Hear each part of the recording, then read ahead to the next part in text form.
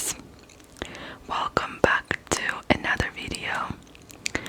And today's story is gonna be a story that I've been wanting to talk about for a long time already. Actually, I've been putting it off for a while because this story is just very eerie.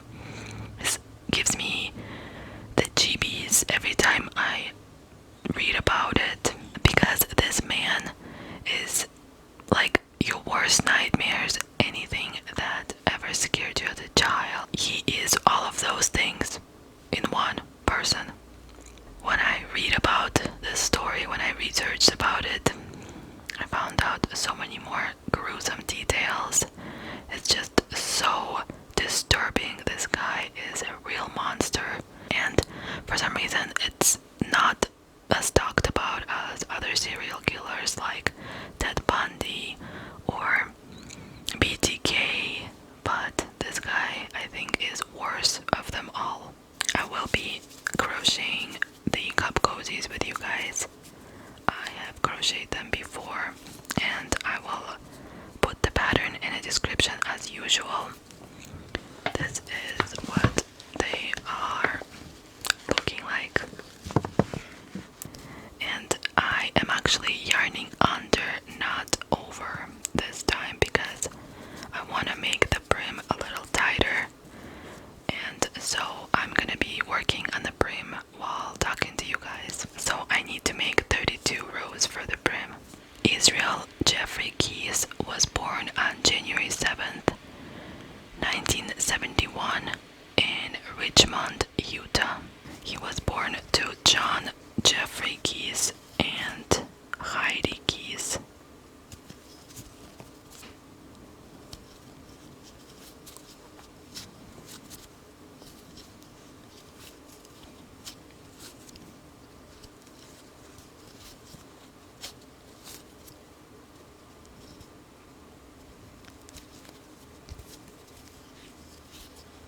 He was born into a very large family.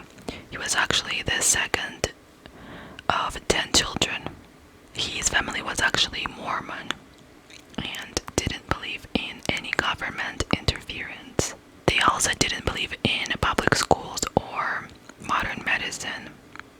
When Israel was just a toddler, his whole family moved to Colville, Washington.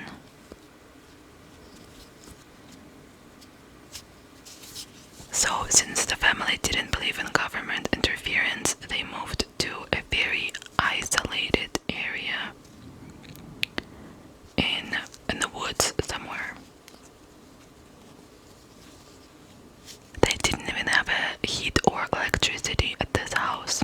So this is how Israel Keyes grew up. And he was very isolated growing up as a child, living in this wooded area. He didn't have any friends outside of his family, and his family was also said to be a part of a white supremacist group because of the church that they later joined. In late 1990s, the family relocated to Maupin, Oregon. The family, however, didn't stay there for long and ended up moving to closer to an Amish community in Maine. So they moved around a lot.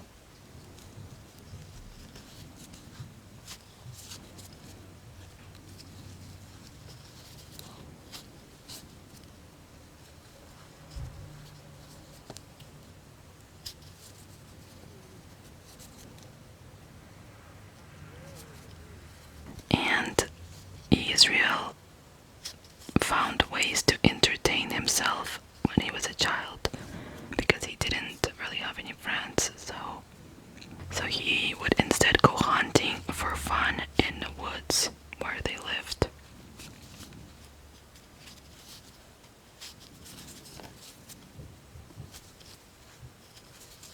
This is when he realized that he's different, because his other siblings did not enjoy hunting and suffering of animals, and he did. Guys, I had to undo the brim because I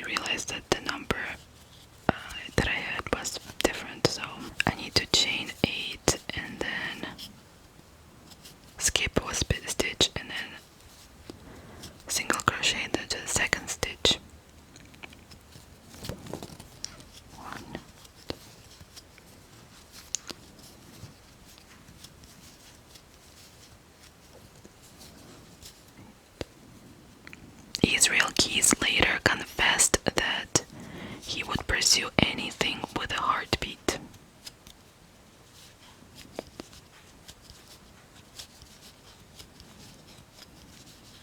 And other kids didn't like that, so they kind of stopped hanging out with Israel.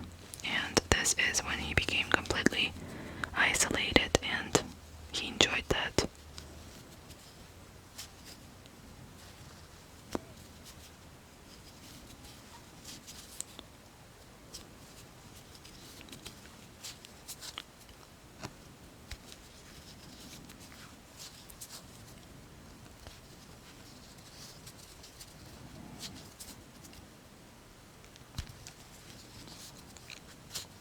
And this is gonna be a trigger warning, but Israel even told a story when he was interviewed or interrogated that he tortured this cat that he found, and he took this cat to the woods, tied the cat up to the tree, and shot the poor cat in the stomach. And this is so hard for me to talk about because I love cats so much. But the cat in pain was, of course, running around after he untied the cat. So he deliberately untied the cat to watch the cat suffer. And he was laughing at this while he was watching the cat die. He also had a hobby of stealing guns from some faraway neighbors that they had. So he would go to their houses, sneak into their houses, and steal guns, and this is how he would obtain his guns. Another hobby of his was that he would just go into the woods and sit there for hours. He would sometimes sit there for like 24 hours. Can you imagine? He would just sit and be still for 24 hours. Sometimes he would find animals and he would torture them while sitting there, and then continue sitting there. So that was one of his favorite activities growing up.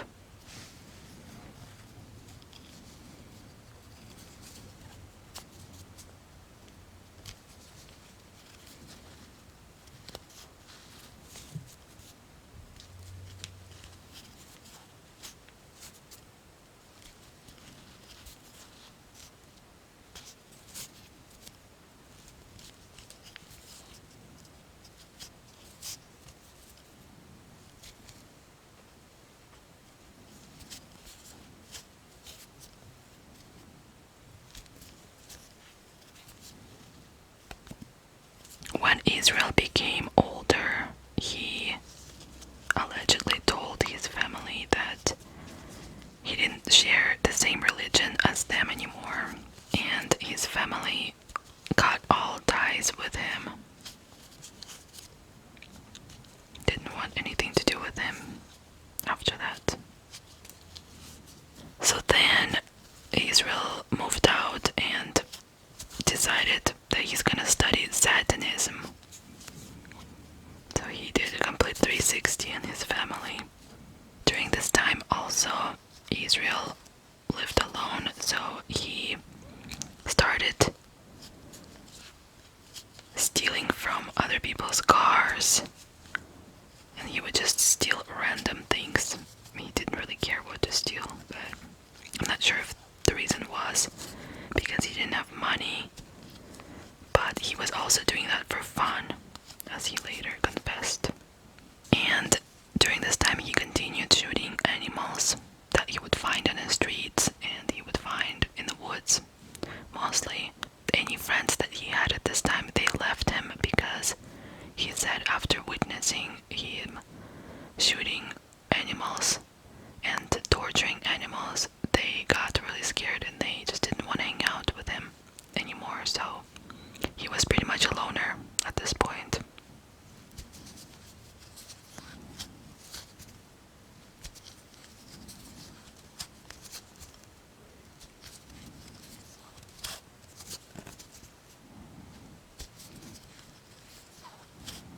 When he was 18 years old, Israel allegedly committed his first SA. He said he was actually sitting in the woods nearby this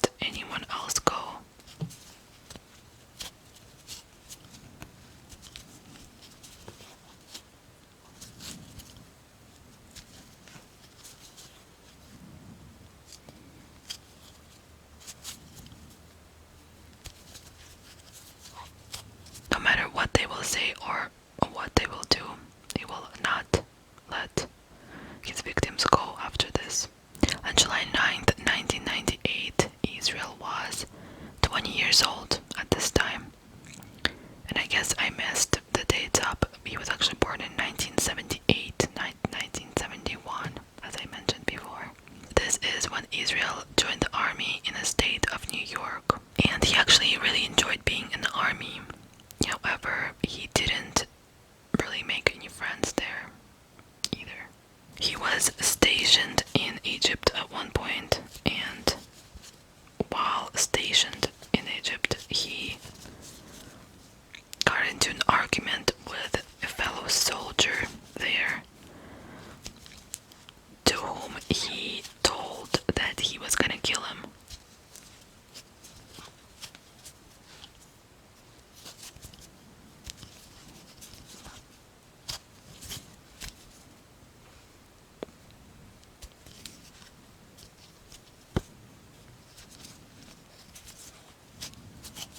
Former soldiers who used to be in the army with him said that he was very quiet when he was in the army and usually kept to himself, and also he drank a lot.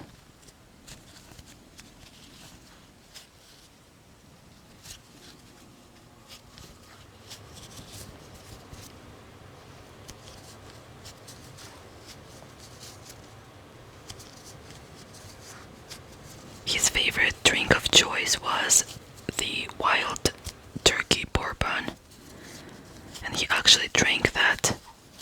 Sometimes he would drink the entire bottle for the whole day, so to himself, that's a lot of alcohol. While Israel was stationed in Tacoma, Washington, in Fort Lewis, he met a girl who he started dating, and actually this girl got pregnant as well.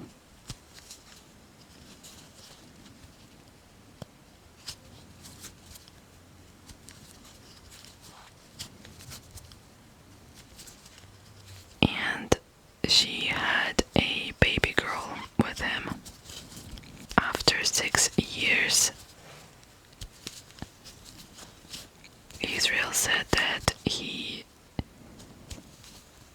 didn't want to be with that girl anymore because she was a drug addict and alcoholic, according to his words, and so he took the daughter of theirs and moved himself to Anchorage, Alaska.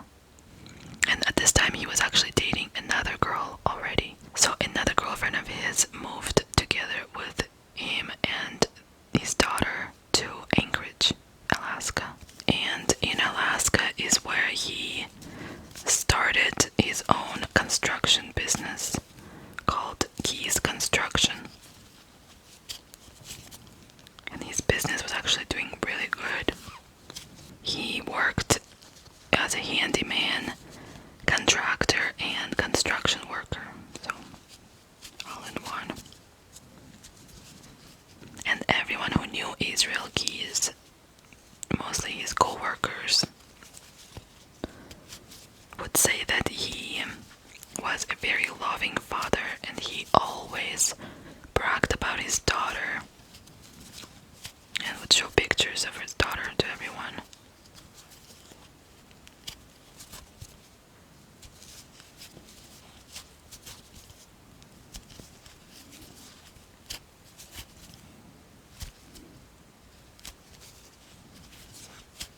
So his company, Keys Construction, actually grew so big that he was actually traveling all over the country to different states now to do construction. And this is when Israel found opportunity to start killing people without getting caught, because his desire to kill people grew stronger, and he was traveling around all the time anyway, so he thought, I'm gonna start killing people this way and no one's gonna know. He mostly started targeting houses that were in the middle of nowhere, so in isolation, and also he would target campgrounds as well, and he would create these kill kits, as he would call them. They would be inside this 5-gallon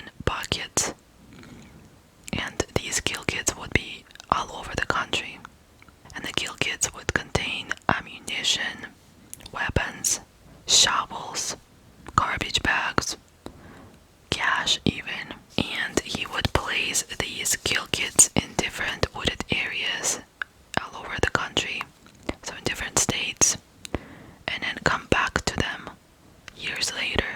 And then years later he would be in the area again, take out this kill kit, and he would have all the supplies, all the items that he would need to kill and not get caught. You know, he doesn't need to go to the store to buy anything and be caught on security cameras. He already has this, and no one would even assume that it's been years since he planted this kit in there. So these kill kits would be either buried in the soil somewhere, in the woods, or he would put rocks on top of the kill kits so they wouldn't be found. So he was very smart about not getting caught, because he would think about all the little details before he committed the murders, and there was no way to find out it was him.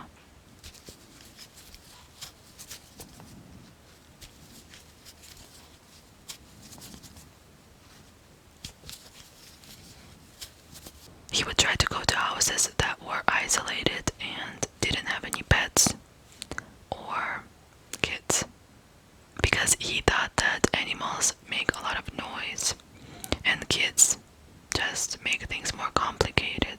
So he tried to avoid dealing with that. And he tried to find houses that had garages as well, so it would be easier for him to get in.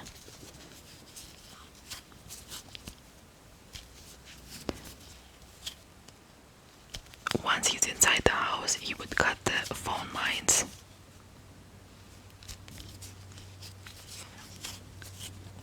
And he said that also took care of the alarm systems in the house. In April of 2009, Israel went to Essex, Vermont, and planted one of those kill kits there in the wooded area.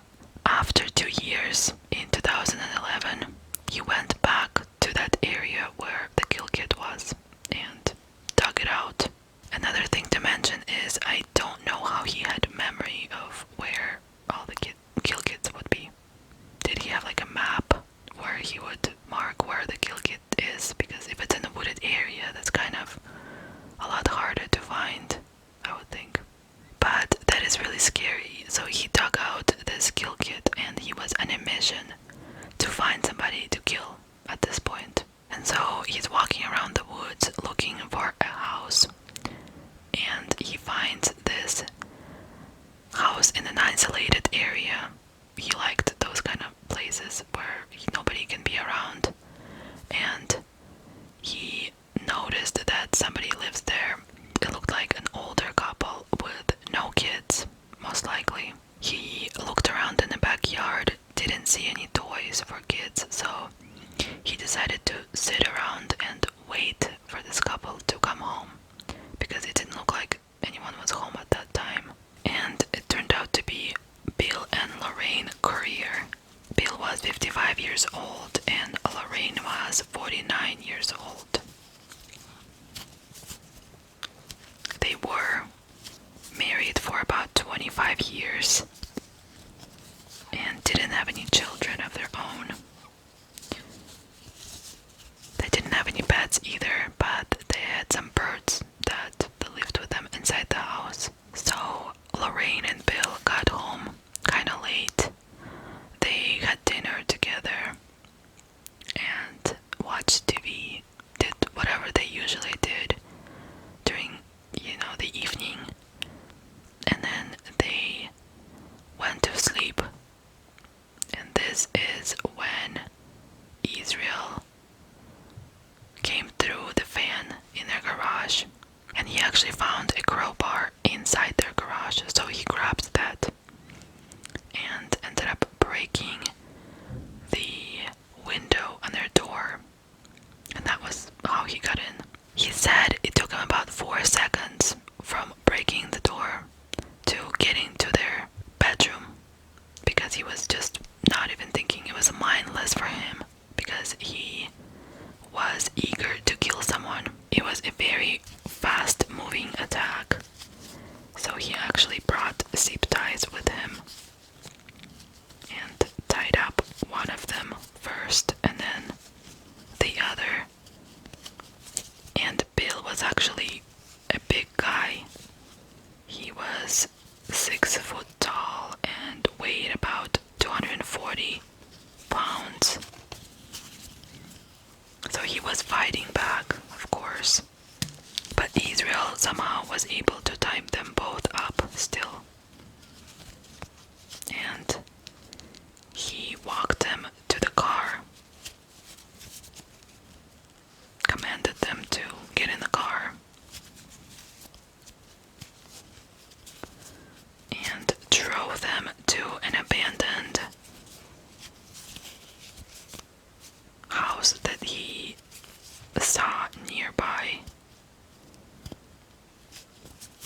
So when he drove to the abandoned house, he told Bill to get out first and walked him inside the abandoned house.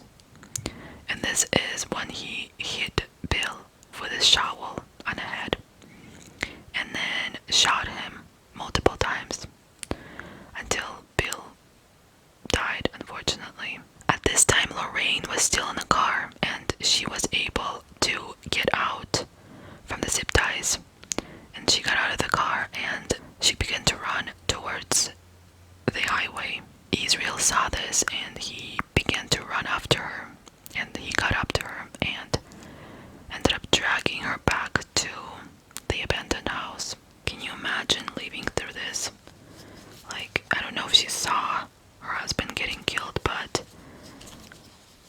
she must have heard him getting killed because of the shots. And that is just so scary to live through. And running away and getting caught by this guy, that's like a nightmare. Oh my goodness. So Israel ended up catching her and he essayed her. And then he took her to the room. So there were 2 different rooms in this house. And he took her to the room where her husband was dead. And he forced her to face him. And this is when he strangled her. And then he took both bodies. And there was some kind of debris in that house because it was abandoned in the corner of the house.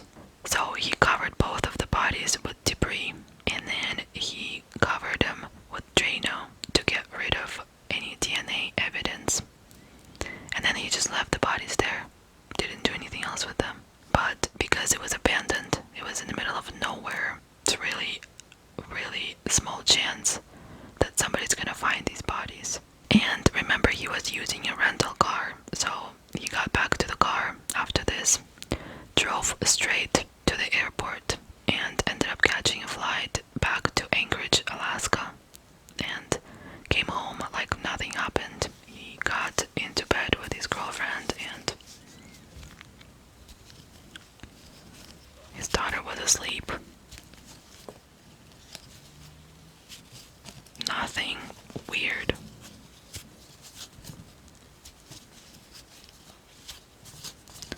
To them, at least.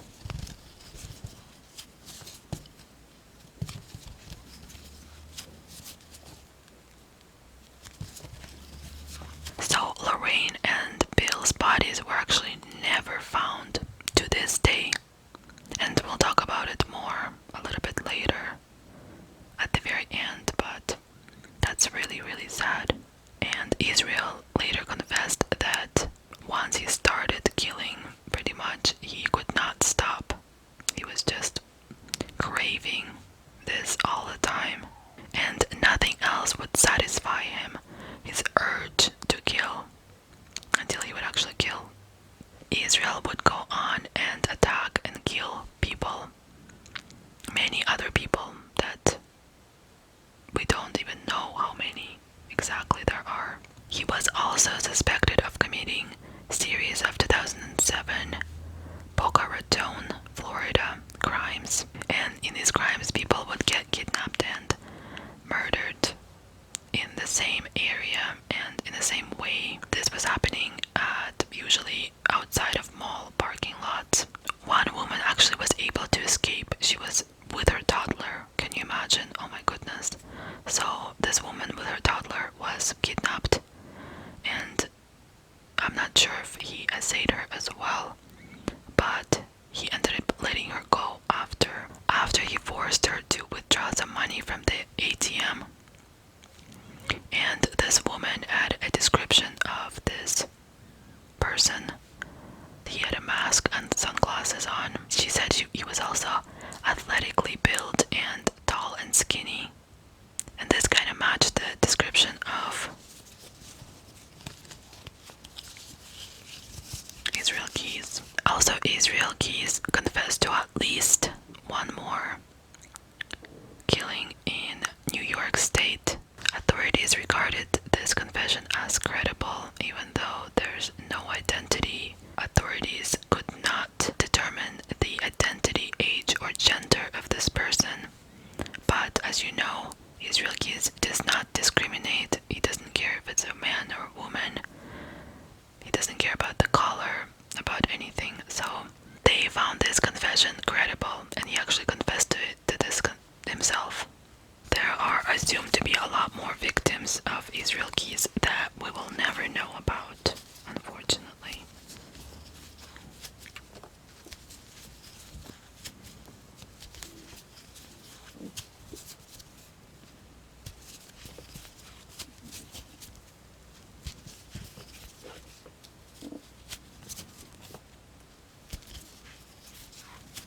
One murder that sealed his fate was that of Samantha. That happened on February 1st of 2012. Israel decided to go after someone in his own city of Anchorage, Alaska, which he'd never done before. He usually killed people in other states.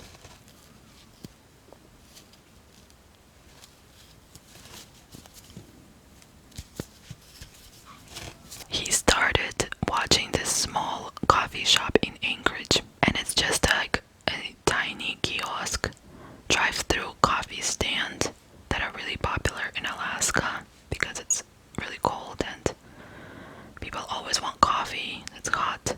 The name of this particular coffee shop was Common Grounds Coffee, and mostly just teenagers would work there, like young girls and guys would work there. And this particular day, Samantha was working there until closing.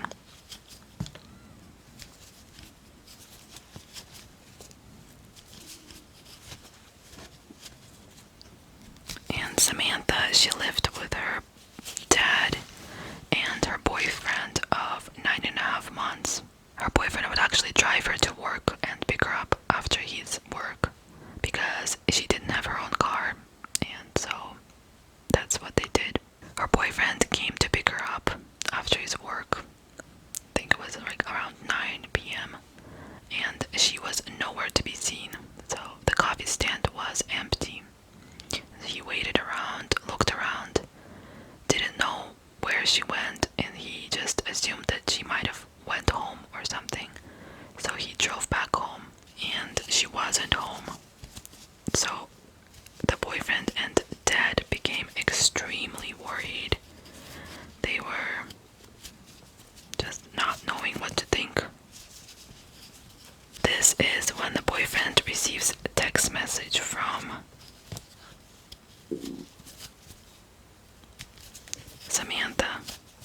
Samantha's phone, and the text message said that she just wanted time to get away and she's gonna be staying at a friend's house. And right away the boyfriend and the dad thought that something is wrong because Samantha never talks like this. First of all, this was not her words.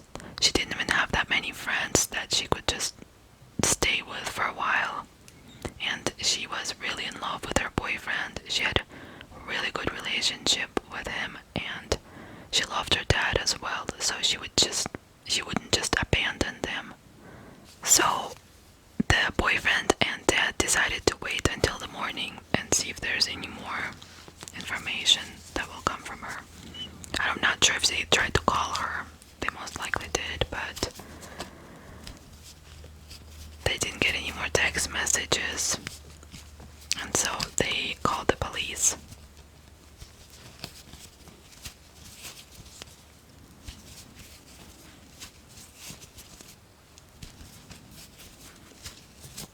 The police contacted owners of Common Grounds coffee shop and asked to look at the security footage, which they had security cameras outside of the coffee shop and inside as well.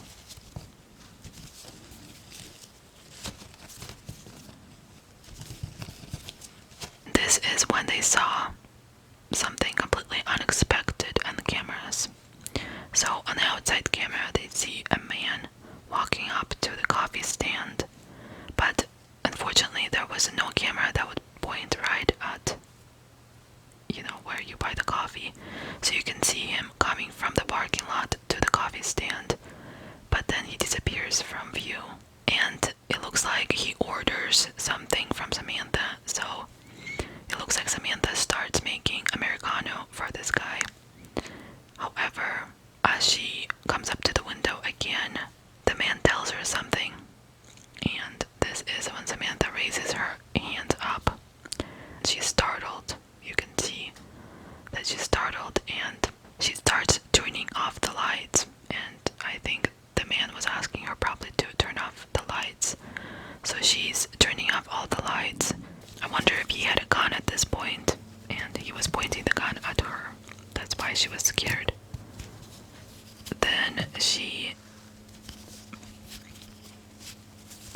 gets on the ground. You can kind of tell that she's on the ground if you watch the security footage. It's really eerie and sad knowing what happens next. But this is when the man gets in through the window, and this is when he got a hold of her and forced her to walk out with him. And you can see them walking out together to the parking lot. He drove Samantha to the house where he was living with his girlfriend and his daughter, and there was a shed outside of their house. It was his working shed that his daughter and his girlfriend never would be allowed to visit, because they always knew that he would be playing music there and he had these tools there. So he brought Samantha there, and even if she would be screaming, no one would know that she's there. After bringing her there, he SA'd her. Then he told her that he's just going to be using her for ransom, so she doesn't have to worry, and once he gets money, then he's going to let her go. And she started telling him, well, I have money in my account. So he went and grabbed her wallet from the coffee shop and asked her for all her account numbers, all her PIN codes for her card, and she gave it to him. And she was probably thinking that he's gonna let her go once he receives the money, but that was not the case. He actually ended up assaulting her a few more times, and she was in the shed for a few days actually. And then he killed her by strangling her. But after that, he actually went on a cruise with his family.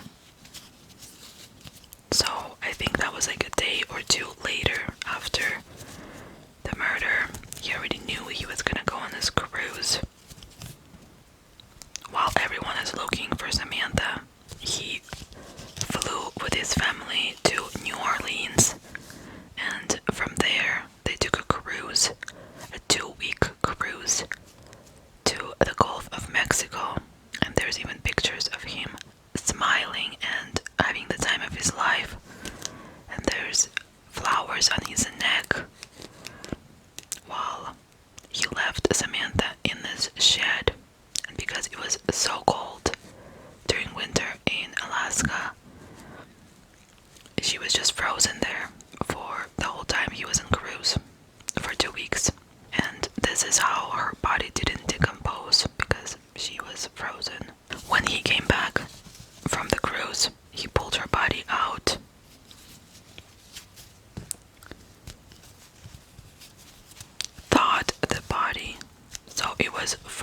but he thought it. And then he assaulted the lifeless body of Samantha. So he slept with the body of Samantha. One more time. At this point, her family was really looking for her. They put up missing person posters, and because they knew that she was kidnapped because of that security camera footage, they posted a reward for $41,000. Her poor dad was even telling the press that when the news came out to the media, and he said, "Just take me, please. Give my daughter back, and you can take me, you can kill me." It was just really heartbreaking. So after 2.5 weeks, so Israel is already back from the cruise. He's slept with the body, but he's still keeping the body in a shed, and it's still frozen. He texts the boyfriend, and from Samantha's phone still. And this is the text that he texts. Connor Park sign under pic of Albert and she Purdy. And so the police was notified of this text, and together with police, her boyfriend and dad went to Connor Park and found this picture of Albert the dog. And under this picture, in a plastic bag, was a paper, and it was like a print of a picture of Samantha holding a recent newspaper to show that Samantha's still alive. So police gave this picture to Samantha's dad to see if he recognizes her, and it took him a while actually, because the hair was done really weirdly and her eyes looked empty, and just something about it was off. But he did confirm that this was Samantha, in fact, yes. But she never does her hair like this, and she just looked blank. It's because Samantha was already dead in this picture. He took this picture, he put on some makeup on her, he did her hair, so he braided her hair. He said he braided it the way he braids his own daughter's hair. Can you imagine? So he then sewed her eyes open. I feel like that's the creepiest part. So he actually sewed her eyes open for this picture. And the more you look at this picture, the more creepy it becomes.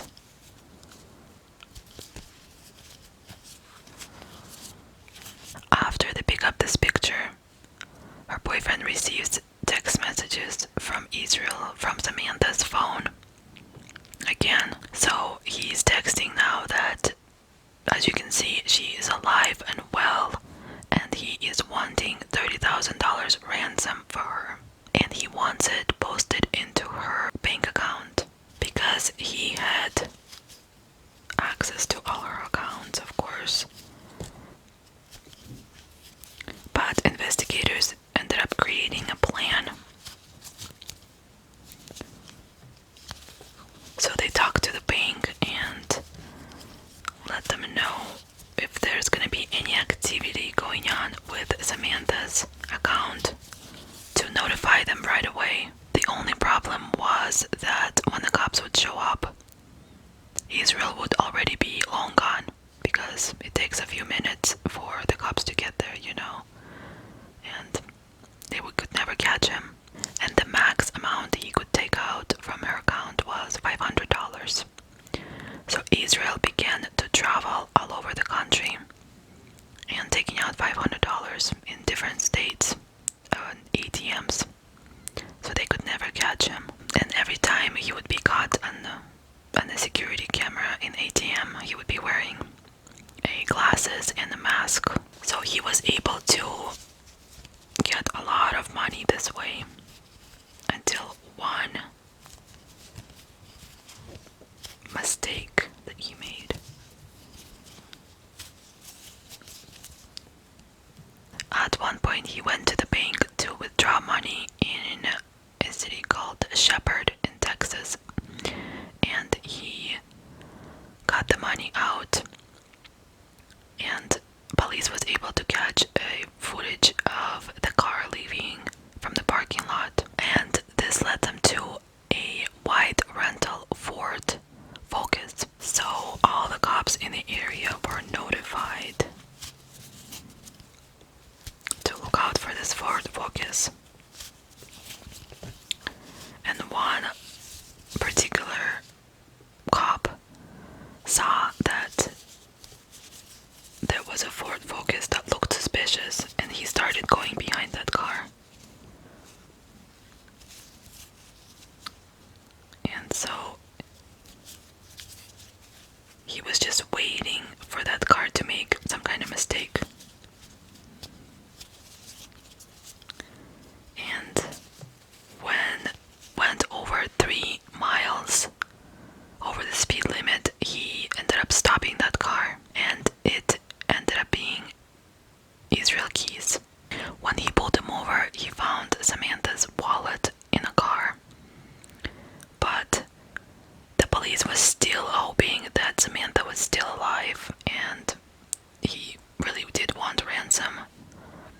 However, what they found was really unexpected. They also found some dye-stained bills that were stolen in a robbery, in a bank robbery that happened earlier. So they turned out it was him all along. Israel Keys was also robbing banks. They also found a black ski mask, a gun in his car. When investigators tried to interrogate Israel Keys, he would not say a word, and he would just laugh in their face. And if you watch the interview, it's just completely insane, a sociopath interview. It's very just uncomfortable to watch because he keeps laughing and being hysterical, just weird. He did not care. He did not want to tell them anything at all. I mean, this is the guy who kills animals for sport. He's definitely not gonna wanna tell them anything, and he doesn't really, care to talk about it, because he is not afraid of death, it seems like. So investigators decided to play his game and decided to make him feel like he's the smartest man in the room. He is so intelligent. And finally, after hours of interrogation, investigators were able to find out where Samantha's body was. It was inside the Matanuska Lake in Alaska. Israel ended up cutting out a hole for fishing inside this lake. It was really frozen. And he cut out the hole, dropped pieces of her body in there, and he ended up actually fishing, catching fish with other pieces of her body. And investigators asked Israel if he ever caught any fish, and he said yes, and he actually fed the fish to his family. And so investigators went to this lake and were able to retrieve her body, or whatever was left of her body, from this lake. I mean, this guy is so scary when you think about it. He doesn't care, and that's the scary part about it.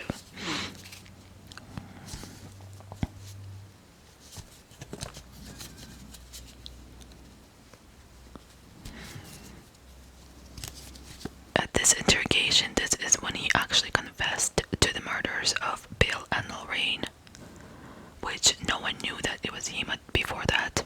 And bodies were never found, even though police actually went to the location where Israel said it was. But the house was actually removed by this time because it was an abandoned house and there was nothing left of it, unfortunately. Israel Keys actually said that he will tell investigators about these other murders that happened if they promise him that his name doesn't get out to the media because he wants to protect his daughter, and he doesn't want his daughter to know about all of this. And so investigators were able to keep his name out of the media for a while. This is actually how they were able to get all this information from him. But media found out somehow, and this is when Israel Keys went silent again. He didn't want to speak anymore. And on December 2nd, 2012, Israel Keys somehow got a hold of a razor in a jail where he was sitting awaiting trial, and he killed himself. So we will never know about his other murders. It is believed that he killed at least 11 other people, maybe even more. However, he only told investigators about the couple and Samantha, but he didn't deny that there's other cases and other killings that he did. He also told investigators about the kill kits that he placed all over the country, and investigators actually were able to find a few of those kill kits, and he wasn't lying. There were weapons, there were cash, everything that you need to kill, it was in that kill kit. And the scary part is that if he would have never been pulled over that day for speeding over 3 miles, then we would never know any of this, and Samantha's body would never be found because it was in the middle of the lake, somewhere completely remote area, and we would never know who killed Bill and Lorraine as well. What do you guys think about this story? I think it's the most scariest serial killer that I've ever heard of. I feel shivers even talking about this story. When I just read about this story and that picture of Samantha's lifeless body, her eyes sewed open, was in my head for a while. I just couldn't sleep, and that was years ago when I just found out about this story. Thank you for watching. See you later.